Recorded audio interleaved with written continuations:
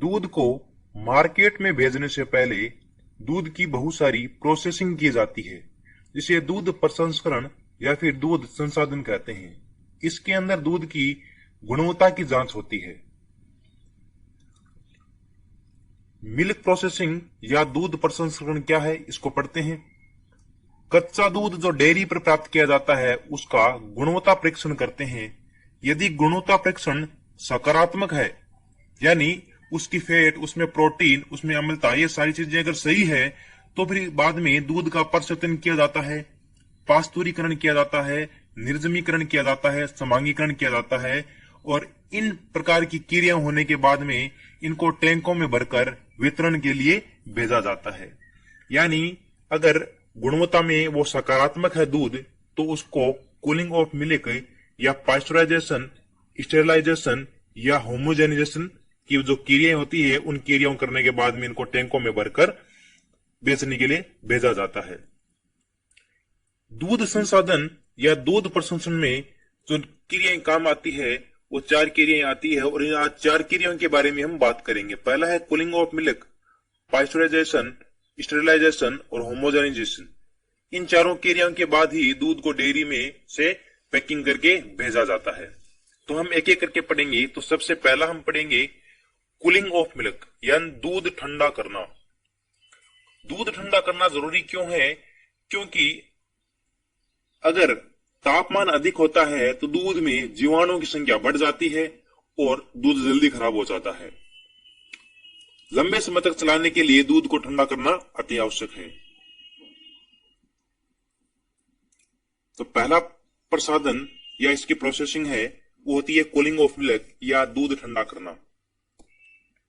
दूध उत्पादन के तुरंत बाद दूध को ठंडा कर लिया जाता है, जिससे जीवाणु की संख्या बढ़ती नहीं है और दूध शहरों तक पहुंचने तक खराब भी नहीं होता है। क्योंकि तापमान अधिक होने से दूध में जो हानिकारक जीवाणु होते हैं उसकी संख्या बढ़ जाती है और दूध जल्दी ही खराब हो जाता है। क्योंकि अधिकतर जो जीवाणु होते हैं 10 डिग्री सेल्सियस से 40 डिग्री सेल्सियस तापमान पर अधिक वृद्धि करते हैं। इसलिए दूध को 5 डिग्री सेल्सियस तक ठंडा कर लेते हैं ताकि जीवाणु इसमें वृद्धि न कर पाए। अब जो दूध होता है उसको ठंडा करने की 2 विधि है। पहली विधि तो इसके अंदर है देसी विधि या इंडिजिनियस मेथड। इसमें क्या होता है, आपने देखा होगा जो दूध लेने वाला या देने वाला होता है वो क्या करता है, दूध की एक टंकी रखता है और उसके चारों तरफ एक गीला कपड़ा रखता है ताकि दूध ठंडा रहे। दूधिया का मतलब होता है दूध जो गांव से लेता है। गांव से दूध इकट्ठा करते समय इस शर्त पर उनको लाइसेंस दिया जाता है कि वे बर्तन के चारों ओर कपड़ा लगाकर उसे पानी से तर रखें, जिसके वाष्पीकरण से अंदर का दूध हमेशा ठंडा रहे। ये तो होगी देसी विधि ठंडा करने की, कि वो क्या करता है, दूध के बर्तन के चारों तरफ एक कपड़ा लपेटे रखता है जिससे दूध ठंडा रहता है। ये देसी विधि है। लेकिन इसके बाद एक साइंटिफिक मेथड या वैज्ञानिक विधि भी है, इसको भी हम पढ़ते हैं। इसमें क्या होता है, विभिन्न प्रकार के शीतक काम आते हैं जो दूध को ठंडा करते हैं। कौन कौन से शीतक है? जैसे तल शीतक, कैबिनेट शीतक, प्लेट टाइप शीतक, दोहरी ट्यूब वाले शीतक। ये क्या करते हैं, एक प्रकार के बर्तन होते हैं, इसके अंदर दूध ठंडा रहता है। और इन शीतकों में दूध को ठंडा करने के लिए विभिन्न प्रकार के माध्यम प्रयोग में लाए जाते हैं। अगर इन शीतकों में या इन बर्तनों में ठंडा पानी डाला जाता है तो क्या होता है, इसमें पास्चराइज्ड दूध को 10 से 21 डिग्री सेल्सियस तक हम इसको ठंडा कर सकते हैं। ये कब है, ठंडा पानी डाला जाता है अगर इन शीतकों के अंदर। दूसरा है अमोनिया। अगर इन शीतकों के अंदर अमोनिया डाला जाता है तो दूध को 3 से 4 डिग्री सेल्सियस तक हम इसको ठंडा कर सकते हैं। अगला है ब्राइन विलियन। इन शीतकों में ब्राइन विलियन डाला जाता है। ब्राइन विलियन क्या है, बर्फ और नमक का मिश्रण होता है। इनको शीतकों में डाला जाता है तो दूध लगभग 3 से 4 डिग्री सेल्सियस तक ठंडा हो जाता है। यह है साइंटिफिक मेथड या वैज्ञानिक विधि दूध को ठंडा करने की। दूध को ठंडा करने के बाद में अगली जो प्रसाधन या प्रोसेसिंग आती है वो होती है पास्चराइजेशन ऑफ मिल्क, यानी दूध का पास्तुरीकरण, जो कि सबसे महत्वपूर्ण है। अत्यधिक जो डेयरी होती है उसके अंदर मिल्क का पास्चराइजेशन किया जाता है ताकि दूध लंबे समय तक चले और खराब ना हो, ताकि एक स्थान से दूसरे स्थान पर जब दूध ले जाया जाता है तो बीच में खराब ना हो। पास्चुराइजेशन क्या है और किस प्रकार से दूध को प्रोसेसिंग में लाया जाता है, इसको पढ़ते हैं। पास्चुराइजेशन के अंदर एक विशेष प्रकार की मशीन का उपयोग किया जाता है। ये अलग अलग डेयरी के अंदर अलग अलग साइज की होती है, छोटी भी होती है और बड़ी भी होती है। लगभग इसकी लागत जो होती है वो 3 लाख से लेकर 8 या 10 लाख तक होती है, या इससे ज्यादा भी हो सकती है। पास्चुराइजेशन ऑफ मिल्क या दूध का पास्तुरीकरण। पास्तुरीकरण विधि का नाम होता है, वो फ्रांस के वैज्ञानिक लुई पास्चर के नाम से लिया गया है। जो लुईस पास्चर है उसके नाम से इस विधि का नाम दिया गया है। इसकी परिभाषा की बात करें तो इसमें ये इस परिभाषा के अंदर कहता है कि वह क्रिया जिसमें दूध को निश्चित तापक्रम पर निश्चित समय तक रखकर हानिकारक जीवाणु को नष्ट कर दिया जाता है, लेकिन दूध के खाद्य महत्व तथा क्रीम पर कोई प्रभाव नहीं पड़ता है। यानी इसको इस तरीके से गर्म किया जाता है ताकि इस दूध उफान न आए, या फिर दूध के अंदर जो वसा होती है या जो हम बोलते हैं क्रीम होती है उस पर कोई प्रभाव न पड़े। दूध की पास्तुरीकरण के अंदर 3 प्रक्रियाएं होती है और इन 3 प्रक्रियाओं के कारण ही दूध लंबे समय तक चलता है। इसमें पहली प्रक्रिया होती है दूध को गर्म करना, दूसरा है होल्डिंग या धारण करना, और तीसरा होता है ठंडा करना। दूध को लगभग 63 डिग्री सेल्सियस या 72 डिग्री सेल्सियस पर गर्म करते हैं, क्योंकि हमने परिभाषा में पढ़ा था कि निश्चित तापक्रम, या तो दूध को 63 डिग्री सेल्सियस पर गर्म किया जाएगा या फिर इसको 72 डिग्री सेल्सियस पर गर्म किया जाएगा।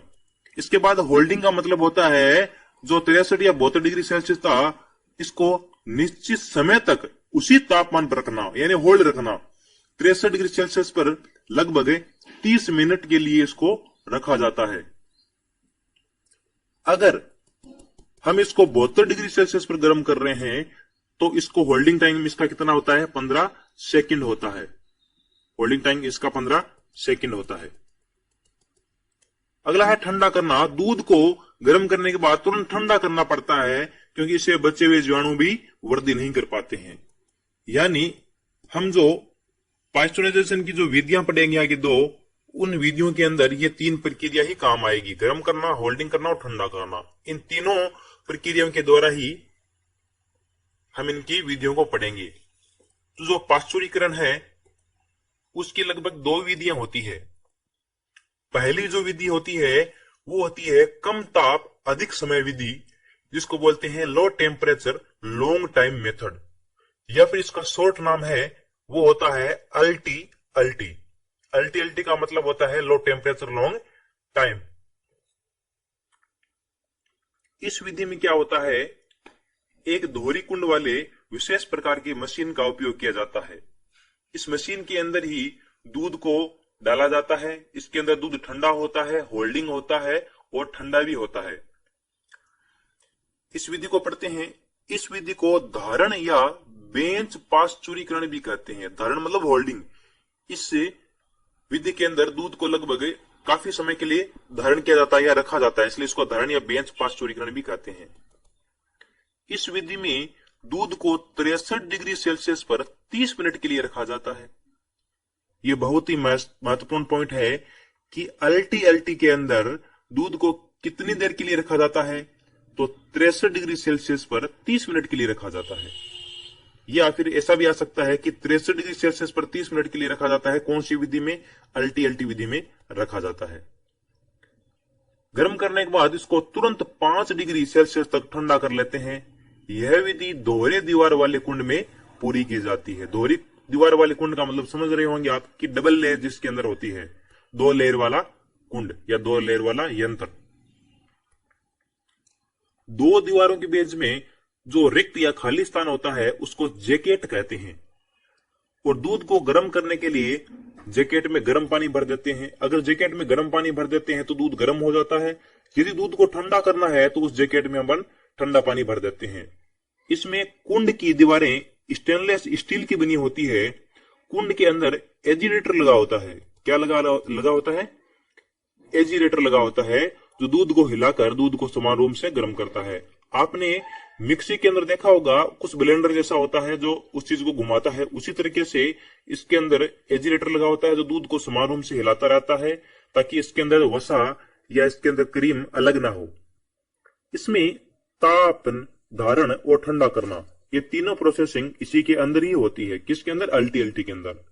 और अल्टी के बाद में हम बात करते हैं दूसरा HT-ST क्या है? यह है उच्च ताप अल्प समय विधि। ये दूसरी विधि है पास्चुराइजेशन की, उच्च ताप अल्प समय विधि यानी high temperature short time method. इसको शॉर्ट में HT-ST भी कहते हैं। इसके अंदर भी एक विशेष प्रकार की मशीन का उपयोग किया जाता है और इस प्रकार की जो मशीन होती है अलग अलग डेयरी के अंदर छोटी या बड़ी हो सकती है।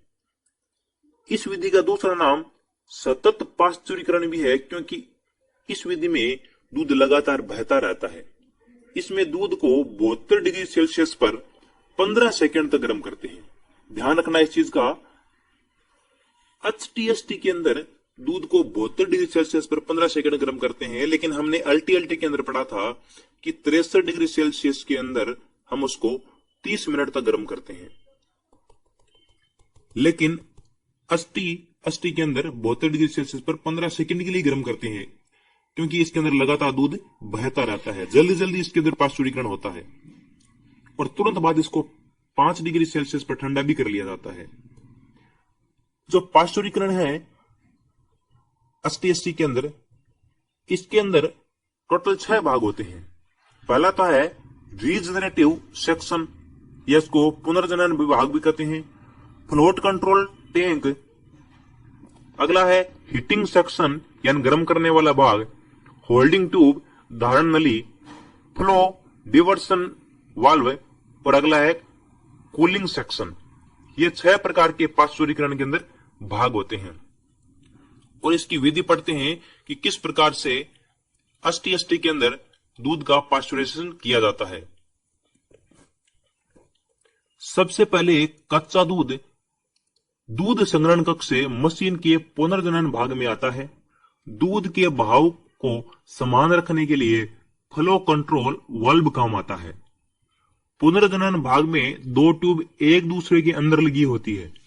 दोनों ट्यूब के बीच में जो खाली स्थान होता है उसके अंदर कच्चा दूध पैदा। इसके अंदर क्या होता है, डबल लेयर वाली एक नली होती है, उस नली के अंदर कच्चा दूध बहता रहता है और वो हीटिंग सेक्शन में दूध गर्म हो जाता है। हीटिंग सेक्शन एक अलग प्रकार का नली है, उसके अंदर क्या होता है, दूध गर्म होता रहता है और इसके बाद दूध तापकों से निकलकर ठंडा होने के लिए कूलिंग सेक्शन या शीतकों में चला जाता है। जो हीटिंग सेक्शन में होता है दूध लगभग 15 सेकंड के लिए रहता है, 15 सेकंड में जल्दी से गर्म हो जाता है और तुरंत दूध चलता चलता कूलिंग सेक्शन में आ जाता है, वहां पर दूध जल्दी ही ठंडा हो जाता है।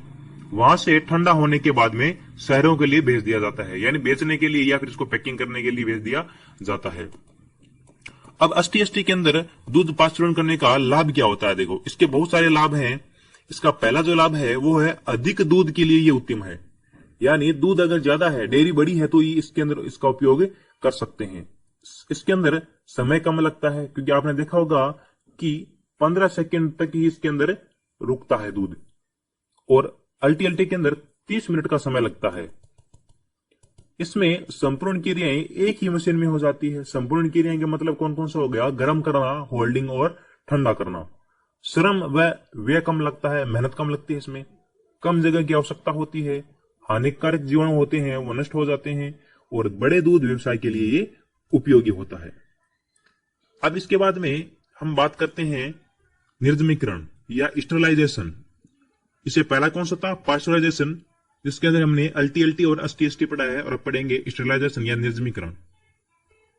व्यापारिक रूप से निर्जमीकरण का तात्पर्य दूध को 200 डिग्री फारेनहाइट से 211 डिग्री फारेनहाइट तक लगभग इस तापमान पर हम इसको 30 मिनट के लिए गर्म करते हैं, जिससे जीवाणु नष्ट हो जाते हैं।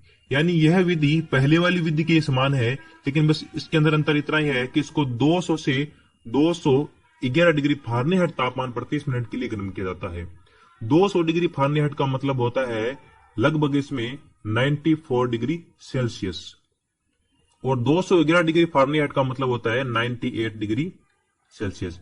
यानी इसका तापमान बहुत अधिक होता है। इस तापमान पर इसको गर्म किया जाता है ताकि जीवाणु सारे इसके अंदर नष्ट हो जाए, और इसके बाद दूध को ठंडा करके दूध को लंबे समय तक उपयोग में ला सकते हैं। विधि की बात करें तो सबसे पहले दूध को छानकर 100 से 120 डिग्री फ़ारेनहाइट तापमान पर हम गर्म करते हैं।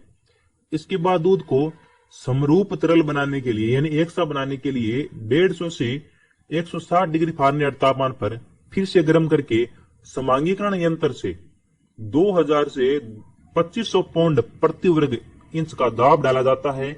इसमें क्रीम लेयर के रूप में दूध के ऊपर प्रकट नहीं होती है। इसमें क्या होता है, समांगीकरण यंत्र से हम इस पर दाब डालेंगे तो क्रीम की लेयर नहीं बनेगी या इसके अंदर परत नहीं बनेगी, अलग से किसी भी प्रकार की परत या वसा अलग नहीं होती है इसके अंदर।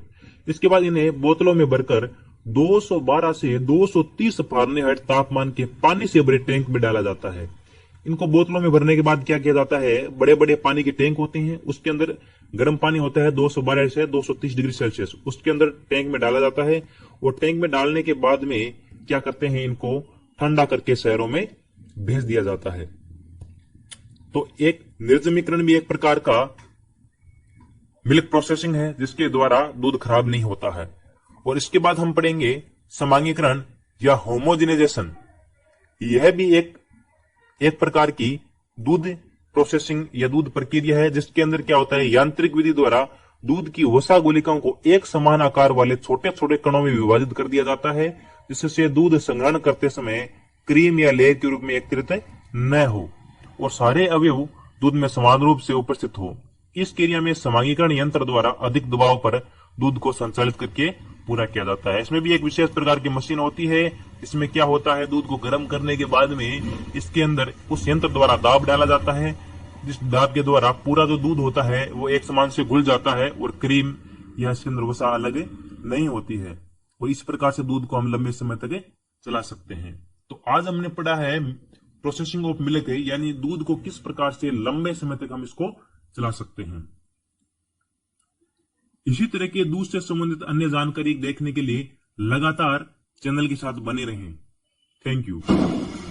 मिल्क प्रोसेसिंग के बाद दूध को लगभग इस प्रकार से पैकिंग किया जाता है और बाजारों में भेजा जाता है।